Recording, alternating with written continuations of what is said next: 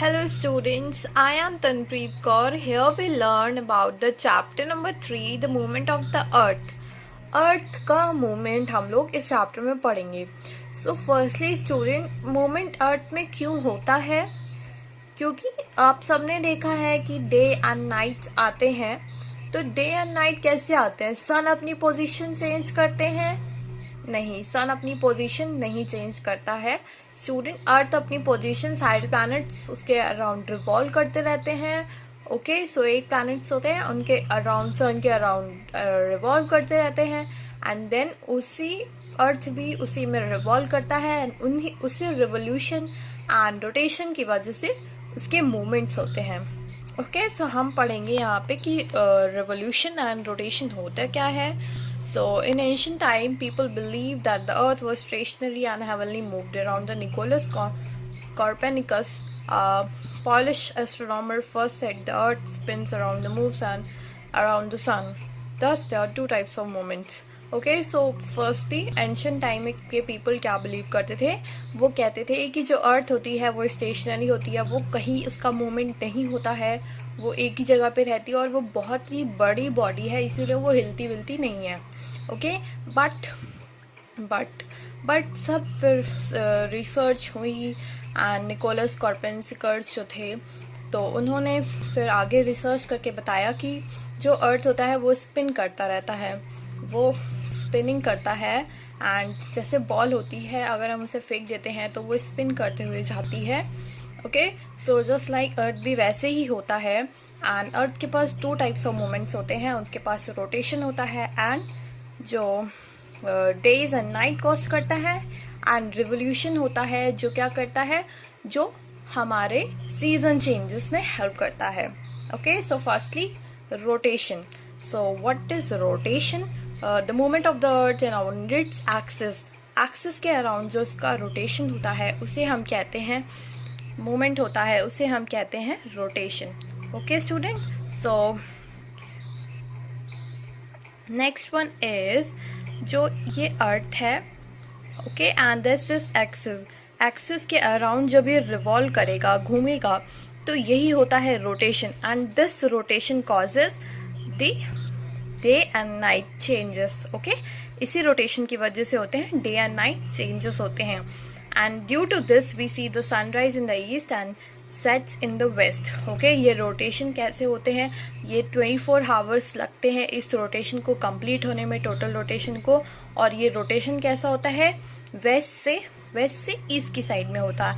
And waste से east की side की वजह से जो सनराइज होता है वो ईस्ट में होता है एंड सनसेट जो होता है वो वेस्ट में होता है. Okay, and next one is day and night. So day and night rotation जो होता है, आपको मैंने बताया कि डे रोटेशन क्या हेल्प करता है. रोटेशन हेल्प करता है हमें डे एंड नाइट कॉज करने में. Okay, so the rotation of the earth cause by the day and night due to this spherical half. जो यहाँ पे हम जस्ट लाइक हम यहाँ पे सन लेते हैं, तो सन के पास में जब ये रोटेट करेगा तो एक बार ही उसके पास सनलाइट हाफ ही एरिया पे पड़ेगी. ओके, सो हाफ एरिया पे जब पड़ेगी, सो उसके पास हाफ ही एरिया पे लाइट रहेगी, है ना.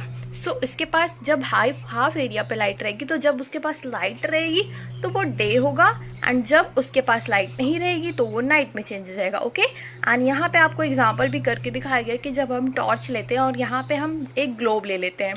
ओके, सो हम यहाँ एक ग्लोब ले लेते हैं एंड यहाँ टॉर्च. तो टॉर्च जब हम ग्लोब पे दिखाते हैं तो वो हाफ साइड पे ही लाइट जाएगी, वो पीछे साइड पे नहीं आएगी. तो यही साइड पे क्या होता है, यहाँ पे लाइट आ रही है तो यहाँ पे डे टाइम हो गया, और यहाँ लाइट नहीं आ रही है तो नाइट टाइम हो गया. ओके, सो यही होता है कि डार्कनेस हो जाती है, तो यहाँ पे डार्कनेस हो गया तो ये क्या हो गया, ये हो जाता है आपका नाइट. ओके, एंड यहाँ पे लाइट रहती है तो ये क्या हो जाएगा, आपका sunlight.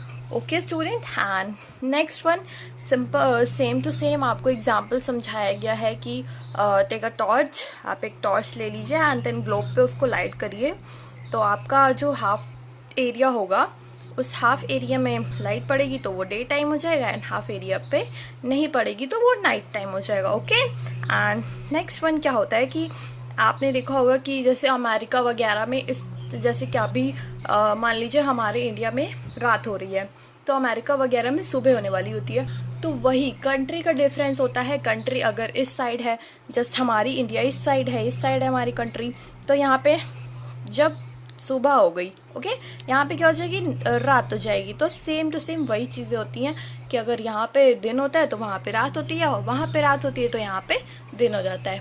Okay, next one is, यही था आपका रिवोल्यूशन की rotation. Okay, and now we go through the revolution. यहाँ आपको एक पिक्चर शो की गई है कि after night comes day, this is cause by the rotation of the earth. हर रात के बाद डे आता है, डे टाइम आ जाता है। ओके, एंड इसी को हम क्या कहते हैं, rotation. And rotation, its earth rotates from west to east, also remember this point also. And next one is revolution. while rotating on its axis, the sun also revolves around the sun. Okay, मैंने बताया आपको 8 planets होते हैं, and जो सन होता है वो एक स्टेशनरी पॉइंट पे होता है, एंड उसके अराउंड सारे के सारे प्लैनेट्स जो होते हैं वो रिवॉल्व करते रहते हैं। तो जैसे वो रिवॉल्व करते हैं वैसे अर्थ भी रिवॉल्व करता है। तो अर्थ रिवॉल्व करता है, आपको ये भी समझ में आ गया।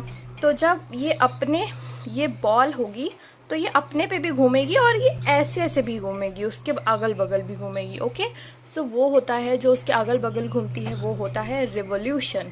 ओके, एंड जो रिवोल्यूशन होता है वो ऑर्बिट में होता है। आप जब सोलर सिस्टम देखोगे तो यहाँ एक सन होगा एंड उसके अगल बगल सारे वो होंगे, तो ये होते हैं इनके orbits. Okay, let's compare, this is sun. अगर ये सन है और इसके अराउंड 8 ऑर्बिट्स होते हैं। ओके, यहाँ पे 8 ऑर्बिट्स हो जाएंगे आपके।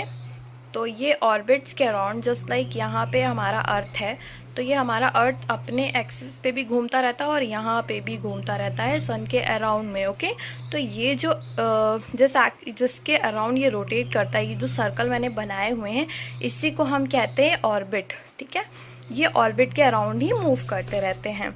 ओके, एंड एक फिक्स बात होता है, उसी ऑर्बिट के अराउंड ये मूव करते रहते हैं। Okay students, and the next one is, जो ऑर्बिट होता है, जो मैंने अभी आपको क्रिएट करके बताया था, जो मैंने ड्रॉ करके अभी आपको बताया था, वो कौन से शेप का होता है, वो ओवल शेप का होता है। जैसे एग का शेप होता है, सेम टू सेम वैसा उसका भी शेप होता है। Okay, and the next one is, जो रेवोल्यूशन होता है उसको कितना टाइम लगता है, 365 डेज लगते हैं। जैसे अभी हमारा विंटर चला गया एंड अब समर आने वाला है। ओके, तो समर 1 साल बाद आता है ना, 365 डेज बाद आता है, जब वो पूरा रिवॉल्व कर लेता है सन एक्सिस के अराउंड। अभी आप एक्सिस रोटेशन पढ़ोगे कि कैसे कैसे रोटेशन होते हैं, सो उसी में आप रीड आउट करोगे। ओके, तो इसको 365 डेज लगते हैं। आपको ये याद रखना चाहिए कि रोटेशन को कितना टाइम लगता है, रोटेशन को टाइम लगता है 24 आवर्स, एंड रिवोल्यूशन को 365 डेज। तो बहुत ही बड़ा इसमें क्या है, डिफरेंस है टाइम को लेकर। Okay, and the next one is season. तो रिवोल्यूशन होगा तो सीजन चेंज होंगे। कौन कौन से सीजन होते हैं, समर, ऑटम, विंटर, स्प्रिंग। पर समर आता है, फिर ऑटम आता है, फिर विंटर आता है, फिर स्प्रिंग आता है। ओके, जस्ट लाइक दिस, उसमें चेंजेस होते रहते हैं, रिवोल्यूशन होता रहता है। नाउ यहाँ पे आपको एक डायग्राम बना के शो किया गया हुआ है। ओके, सो यहाँ आपको डायग्राम बना के शो किया गया है कि अर्थ कैसे कैसे सन के अराउंड मूव करती है। ओके, सो यहाँ पे हम लोग पोजीशन 2 के बारे में पढ़ेंगे। सबसे पहले ये क्या है, सन है। ओके, एंड देन जो सीजन चेंजेस होते हैं वो उसी मोमेंट के हिसाब से होते हैं। फर्स्टली इसने बोला है कि पोजीशन 2 में देखते हैं हम लोग। सो जब ये पोजीशन 2 में रहता है तो ये कौन सा, जब नॉर्थ साइड इसका सन की साइड होगा, ये नॉर्थ साइड किस कदर है, सन की साइड पे है। तो जब सन की साइड पे होगा तो सन तो हॉट होता है, तो वो क्या करेगा, वो इसको समर मतलब गर्मी देगा। तो ये क्या हो जाएगा, समर सीजन हो जाएगा। इस साइड क्या हो जाएगा, नॉर्थ में समर सीजन। ओके, एंड इस साइड साउथ है तो इधर क्या हो जाएगा, विंटर सीजन। ओके, तो पोजीशन 2 जब ये नॉर्थ पोल पे होगी, जब नॉर्थ पोल टिल्ट हो जाएगी सन की साइड पे, जब नॉर्थन हेमिस्फीयर टिल्ट हो जाएगा सन की साइड पे, तो ये क्या हो जाएगा, समर हो जाएगा। ओके, और जब समर होता है तो आप सबको पता है कि दिन बड़ा होने लगता है एंड उसकी रात छोटी होने लगती है। ओके, तो during this time the south pole is still away from the sun. तो सन इसके अवे हो गया, तो जो अवे हो गया तो वहाँ क्या हो जाएगा, विंटर हो जाएगा। ओके, जो सन की साइड होगा वहाँ समर होगा, और जो सन के अपोजिट होगा वहाँ विंटर होगा। एंड विंटर में क्या होते हैं, उसमें डेज छोटे होते हैं और उसमें रातें जो होती हैं वो बहुत ही ज़्यादा लंबी लंबी होती हैं। Okay, and then we go through the position number 4, same to same जैसे ये है। अब क्या हो जाएगा, साउथ साइड अंदर हो जाएगा, तो साउथर्न हेमिस्फीयर में समर होने लगेगा। पूरा अर्थ रोटेट कर गया, अर्थ घूमते घूमते आ रहा है, तो पोजीशन 4 में जब आएगा तो यहाँ पे साउथ साइड अंदर हो जाएगा, तो यहाँ गर्मी हो जाएगी। नॉर्थ साइड बाहर हो जाएगा तो विंटर हो जाएगा। ओके, तो नॉर्थ पोल में, नॉर्थर्न हेमिस्फीयर में क्या हो गया, आपने पढ़ा था ना, northern hemisphere and southern hemisphere. तो नॉर्थर्न हेमिस्फीयर में क्या हो गया, विंटर हो गया, एंड साउथर्न हेमिस्फीयर में क्या हो गया, समर हो गया। Okay, and then position 1 and position 3। So position 1 and position 3 क्या होते हैं, ये दोनों पास पास आपको दिख रहे होंगे, ये दोनों आपको पास पास दिख रहे होंगे ना इसके कंपैरिजन में। तो जब ये पास पास हो जाते हैं तो इनमें ऑटम एंड स्प्रिंग सीजन आते हैं। जो सनलाइट होती है इनको इक्वली मिलती है। ये मतलब ना इस साइड कोई डिफरेंस लग रहा है ना इस साइड कोई डिफरेंस लग रहा है, तो इसी को ऑटम और स्प्रिंग, ना ज़्यादा गर्मी ना ज़्यादा ठंडी। ओके, सो इसमें क्या होती है, डेज एंड नाइट जो होती है इक्वली सेम टू सेम होती है, क्योंकि यहाँ पे सन इन दोनों को इक्वली एनर्जी दे रहा है। इसमें कोई भी वो नहीं है कि इसका साउथर्न जो है एरिया बाहर है, इसका नॉर्थर्न एरिया पास में है। Okay, so same to same होता है। सो इसीलिए क्या होता है, इन दोनों की पोजीशन इक्वल होती है। सो साउथर्न एंड नॉर्थर्न हेमिस्फीयर में लाइट भी इक्वली डिवाइड होती है। Okay student, now I hope student all of you understand this thing about the rotation and revolution। Rotation जो होता है वो अर्थ करता है अपनी एक्सिस के अराउंड, एंड रिवोल्यूशन वो अपने ऑर्बिट के अराउंड रिवॉल्व करता है, ऑर्बिट के अराउंड। ओके, उसके सन के अराउंड घूमता रहता है अपने ऑर्बिट में। Okay, so thank you student, have a nice day, bye.